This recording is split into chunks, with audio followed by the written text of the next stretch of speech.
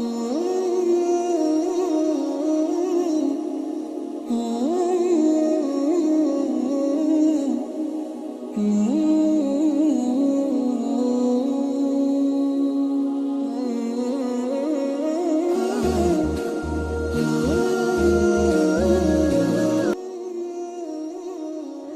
একটা নিজের বাড়ি হবে, সেই বাড়িটাকে সুন্দর করে সাজিয়ে গুছিয়ে পরিষ্কারভাবে রাখবো, এটা শুধু আমার একার স্বপ্ন না, এটা প্রত্যেকটা গৃহিণীরই কিন্তু একটা স্বপ্ন থাকে।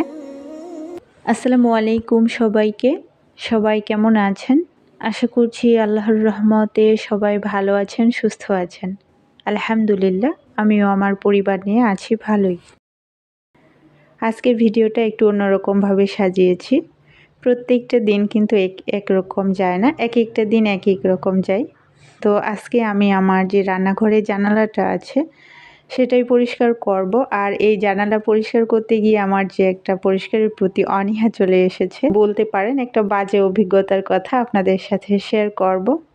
শেষ পর্যন্ত থাকেন, আশা করছি আপনাদের কাছে ভালো লাগবে।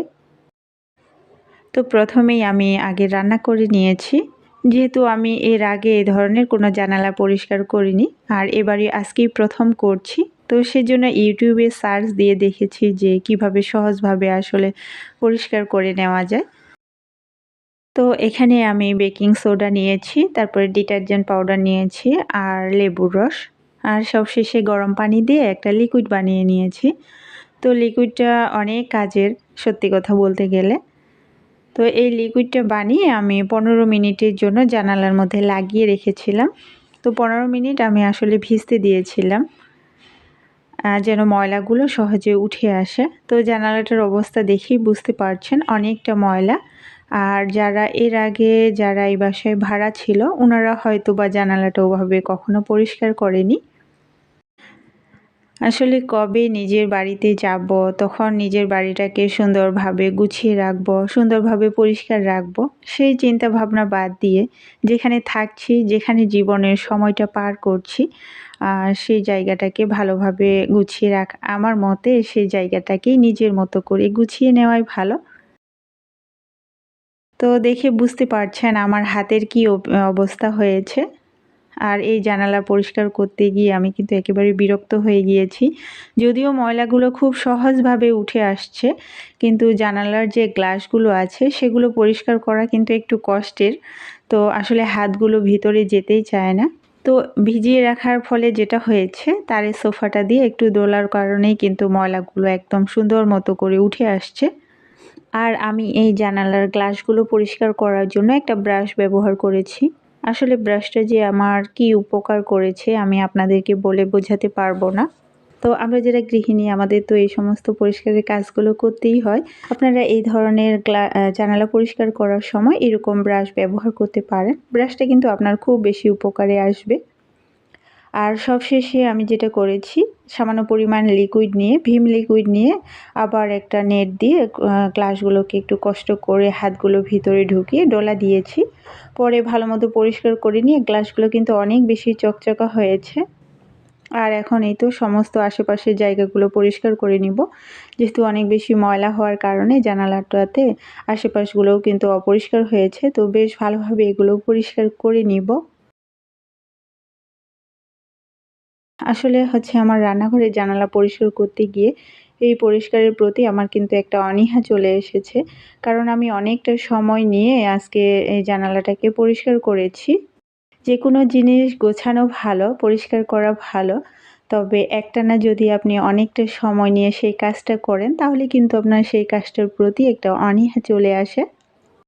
আমি আমার একটা ভিডিওতে বলেছিলাম যে অতিরিক্ত গোছানোর স্বভাব আসলে না থাকাই ভালো।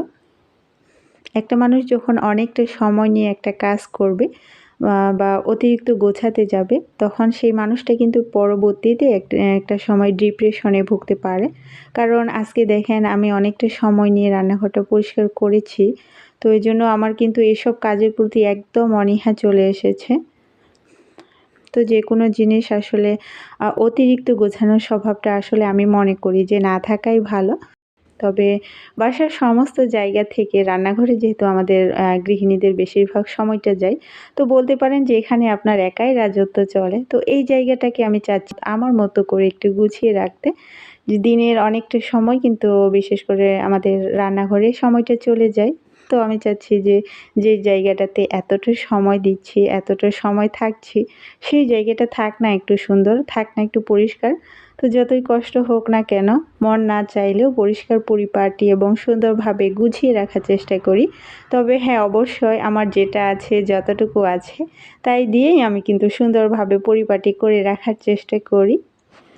তো এতক্ষণ পর্যন্ত কেউ যদি আমার ভিডিওটি কষ্ট করে কন্টিনিউ করে থেকে থাকেন, আপনাকে অসংখ্য ধন্যবাদ জানাই। আর আজকে যারা আমার ভিডিওটি নতুন দেখছেন, দয়া করে আমার চ্যানেলটিকে সাবস্ক্রাইব করে দিবেন। আর যখন ভিডিওটা দেখা শুরু করবেন, শুরুতে একটা লাইক দিয়ে ভিডিওটা দেখা শুরু করবেন। আপনারা যারা ভিডিওটা দেখেন, একটা কমেন্ট করতে পারেন, কিন্তু একটা লাইক দিলে কি হয় বলেন? কমেন্টের সংখ্যাই কিন্তু বেশি থাকে, কিন্তু লাইকের সংখ্যা একদমই থাকে না বলতে গেলে। তো যখন একটা কমেন্ট করবেন, কষ্ট করে একটা লাইকও দিয়ে দিবেন, কারণ আপনাদের একটা লাইক আমার জন্য কিন্তু অনেক বেশি উপকার। এই যে আমি কষ্টটা করছি, একটু হলেও কিন্তু তার সার্থক হবে। তো দয়া করে যখন ভিডিওটা দেখা শুরু করবেন, শুরুতে একটা লাইক দিয়ে ভিডিওটা দেখা শুরু করবেন। আর যেহেতু দিনের অনেকটা সময় আমি আজকে বলতে পারেন যে বিরক্তবোধের একটা কাজ করেছি, তো সেই জন্য একটু বাসার পাশেই যেহেতু আমাদের বড় সরকারি মেলা হচ্ছে, মেলাটা কিন্তু বেশ বড়, সেই জন্য মেয়েদেরকে সাথে করে নিয়ে এসেছি, সাথে বেশ কয়েকটা ভাবির সাথে এসেছি। আর আমাদের গ্রামে শীতকালীন মেলা মানেই গুড়ের জিলাপি খেতে হবে। মেলার গুড়ের জিলাপিটা আসলে অনেক মজা হয় খেতে। তো কিছু জিলাপি খেয়েছি, আর সেই সাথে কিভাবে জিলাপি বানাচ্ছে খানিকটা সময় দাঁড়িয়ে দেখেছি।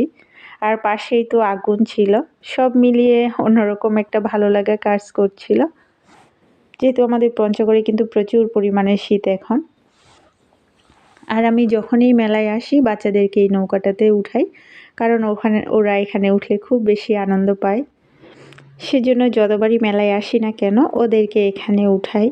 আর এখানে উঠার আমার কোনো অভিজ্ঞতার কথা আপনাদের সাথে শেয়ার করতে পারবো না, কারণ এই ধরনের রাইডগুলোতে আমি কখনো উঠিনি। আর আমার তো নিচ থেকে দেখেই মাথা ঘুরছে, জানি না উপরে উঠলে কি অবস্থা হতো। আর খানিকটা সময় মেলাটা ঘুরে ঘুরে দেখছিলাম, আর এই মুহূর্তটা বেশ উপভোগ করেছি। অনেকটা সময় ছিলাম এই জায়গাটাতে। তো সব মিলিয়ে খুব সুন্দর একটা সময় কাটিয়েছি সন্ধ্যাবেলাটা।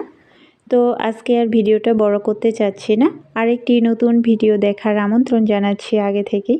ততক্ষণ পর্যন্ত সবাই ভালো থাকবেন, সুস্থ থাকবেন এবং নিরাপদে থাকবেন। আল্লাহ হাফেজ। আসসালামু আলাইকুম।